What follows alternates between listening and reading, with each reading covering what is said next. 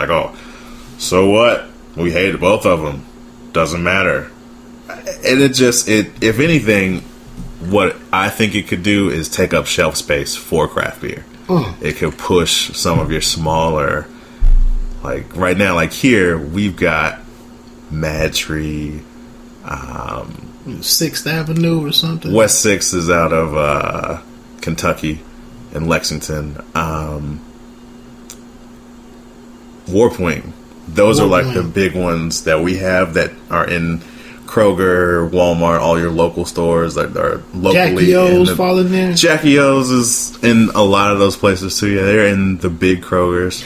And that's what you just reminded me. The Mad Tree is the one that I sent you a link about. The Mad Tree was actually expanding right out of Cincinnati, right? Yeah, and so I guess that's kind of a good transitional point, because that's the thing. Like if the local breweries who are not producing like Mad Tree is planning to produce, or like Warpwing is kind of producing now, it may be harder for them to compete because that shelf space is bought out.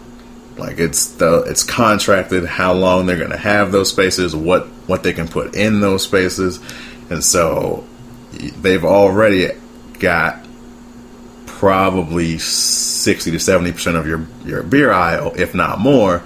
The big boys. And so now that they're all one conglomerate, I would assume that would give them justification for a little bit more. Incidentally, man, over the holiday break, I drove by Belmont Party Supply, man, and I've been in there before. A partner used to live over there, and that was the store that we happened to go by. And last week, when me and Chuck were trying to put the finishing touches on this short film, I drove by there, and I was like, as I got on that road, I was like, this looks familiar. And and then I saw the name on it, and I was like, and I knew I was in that Belmont area, but yeah, I know where, and that's kind of like the Mecca epicenter of craft beer in this area. Or is that a little overstated? I think all that's a matter of opinion. Okay. So I was talking to some. They definitely have a great selection. There are other places who also have good or great selections. I'm not going to throw my affiliation towards anybody. Okay. But that's good, because nobody is supporting hoops and hops. Yeah. All right, but yeah, I have been in there, so we just wanted to touch on some craft beer, some moves in the industry. I'm trying to think if there was anything else I had. I didn't taste or run into too many different beers over the holidays. I just know that it is just kind of really shot for me now, as far as, with us getting into playoff football. The last several years, I've been typically sitting and enjoying the games with the Miller Lite was kind of my favorite, just regular go-to beer, my grocery store beer. And I tell you, after the last year, 14 months that I've had with IPAs and more edgier stuff with more body to it, man, my wife has just kind of picked up a couple of Miller Lite, 24-ounce cans, and she's brought them home, and I'm just like, why'd you do that? This just isn't enjoyable anymore. And one of those left in the freezer for like 20 minutes used to be it. That used to be it. That was the summit. It's because it was just like some ice cold water with a little bit of something extra in it. Exactly. So anyway, tonight we don't have any beverage, show beverage or choice of beverage for the show, but we are doing a little bit of Ciroc. And I noticed that some of the microbrewers, so a place like Ollie's is actually a craft beer and whiskey place. I don't really drink whiskey, so yeah, we have maybe some what we do in the urban community, hip hop community. Yeah. And quick reference / shout out. I was in Lexington and Kentucky a lot over the past couple weekends. Country Boy Brewing, great place out there. And Ethereal Brewing, very, very pleased with what I got from them while I was out. I heard that name before. Yeah, like we go to our mutual friend Mike and I. We go to Country Boy a lot. Okay. And they had a big release for one of their coffee beers, and I happened to be in town the week before and drank a bunch of their stuff. So, yeah. Now, I'll be honest, for me, man, speaking of 2016, I didn't make a resolution, man, but I got up to my heaviest body weight since I've been alive, man. So that's my reason why when I opened the door and you didn't have a package under your arm.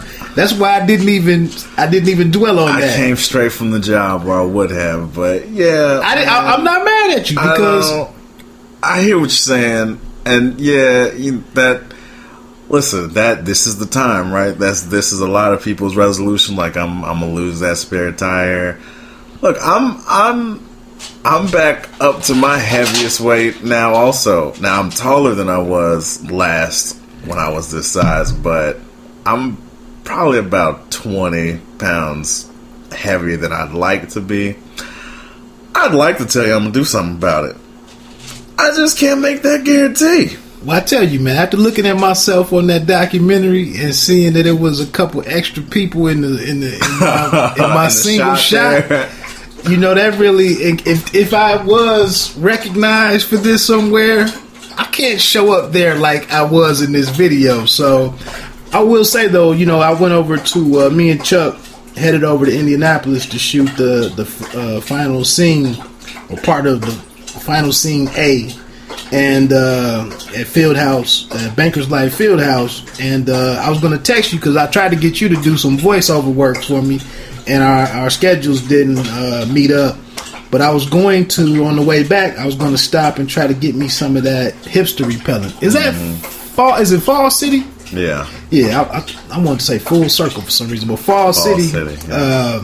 I wanted to stop at like Richmond before I got across the the state line and try to see if they had any other hipster repellent. But because I was already in my mode, man, when I got to Richmond, I just stayed on the highway and kept it going. I am down 5 pounds and kind of on pace to get back to my pre-holiday weight. But I'll be honest with you, I've kind of been really sedentary lately, and with the passing of B Meeks, man, and kind of a lot of uncertainty, and then the stress that I went through in trying to put Microphone Fiends together, it just was what it was. But I am trying to actively do something about it. But let's get moving on, man. Let's jump into a little bit of entertainment before we jump into the hoops talk for the night, the NBA hoops talk. You said you haven't seen Narcos, right? Correct. I just wanted to throw it out there. We don't have to stay a long time on this. I can't remember my man is playing Pablo Escobar. But if you have Netflix, I got another Netflix subject coming up in a minute. But Narcos, man, I took that in over the holiday period where I was off from work. And Narcos season 1 on Netflix, an original series by Netflix. It took me about an episode and a half to really get into it. But actually, I had never really got into the movie Blow with Johnny Depp and Penelope Cruz. It's a good movie. I have the DVD, but for some reason, man, it just didn't connect with me when I bought it years ago. But like I told you before in our pre-show meeting, excuse me, I knocked out the cable doing something stupid, and unknowingly, we didn't have any signal, man. So we went about 48 hours without Wi-Fi or cable. And I just went through a bunch of DVDs, and one of those, I was like, let me check out Blow. But anyway, Pablo Escobar makes a quick appearance in Blow. And after I saw that, I was like, man, let me check out the Narcos series that everybody is talking about. The dude's that's playing Pablo, I think his first name is Wagner. Morrow? Yes, Wagner Morrow. Wagner Morrow. So I went in, I watched Homeland seasons 1 through 3. And then I took in Narcos season 1. And I just would recommend, we always try to get it into a little bit of entertainment. Narcos is one that I would strongly recommend. And if people are, because I was trying to place that particular actor. Scrolling through a quick IMDb of his work, he was in Elysium, and he was kind of the head of the rebels, the resistance, right, and that's probably, on a quick glance, the most notable thing for at least English. After I got into it, I was like, where do I know this dude from? And I went to IMDb while in like episode 2 or 3. But Narcos, man, it's kind of different because I have no familiarity with the director. I don't even know his name right now, but I don't have any familiarity, or reference with him, base of reference for any of his other work. So the series kind of had this new feel to it, and then it's a true story with some, it's been embellished and whatnot for TV, but man, it's good stuff. And it also kind of tied in the movie Sicario, which was my favorite movie of 2015. Oh, no. Sicario was Del Toro. Oh, right. Yeah. And Emily Blunt. Was what came to mind. Right. I was with you. I wanted to see it. I'm a big Benicio Del Toro fan. If you like Benicio, that's my guy. He ran away with this movie. Okay. He was like Adrian Peterson in this joint, man. I mean, it was... I love Sicario. Might be my new. I'm trying to think of the last movie that I watched. Like every time I saw it, I don't know if it was The Town or The Departed. It was like on that level where once it does hit TV, I'll be frequently checking it out. It's about a 10 on rewatchability. Okay. A couple more points. I don't know, man. If you've been paying attention on social media the last day, this is January 14th, and I think what's trending on Twitter is the White Oscars, or White Oscars 2016 or something, and people are of color. And I guess even this morning, as I was getting ready for work, the morning shows got into it, which is kind of odd to me. Maybe I'll get a comment on this, but now everybody is bashing the Academy for no people of color being involved. And I'm not even going to go into all of the nominations for The Revenant, The Martian, and what was, and we don't have to spend a whole lot of time on some of the obvious snubs. But Brian Coogler, director of Creed, Michael B. Jordan, who starred as, I think his name was Adonis in Creed. Neither of those cats were recognized. F. Gary Gray, who had a box office smash with Straight Outta Compton that I still haven't seen. Some people were up in arms because that didn't get anything.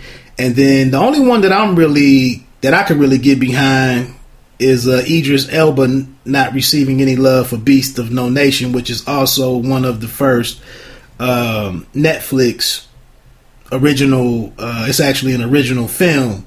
But I don't know if you've had a chance to see Beasts of No Nation, but Idris really did his thing in that. It was a great turn for him. So it's a brutal movie to watch. If you checked out Hotel Rwanda sometimes in April, or I think it's sometime in April, and maybe even Blood Diamond to a lesser degree. Yeah. But if you watched any of those, man, I mean, and just see some of the atrocities that occur in Africa, and just to see the bloodshed and women and children being slaughtered for stuff that I just have no idea how they even got there as a people. Idris, I think he was an executive producer in Beast of No Nation. I believe it's based on a book. I think the name of it is A Long Way Home. I haven't had the chance to read it yet, man. But if you haven't seen Beast of No Nation, I would recommend that one. It's a young boy that's the star of it. His name is Agu in the movie. I don't have his name within reach right at the moment, man. But I did think that Idris would have gotten a nod for something for that. But any thoughts on that, man? I think the Rocky or Sylvester Stallone, I believe, has been nominated for an Oscar for his part in Creed. He got a Golden Globe. I know he won that, but I think he also has a nomination for the Oscars. I don't know if I don't really have a lot to complain about here.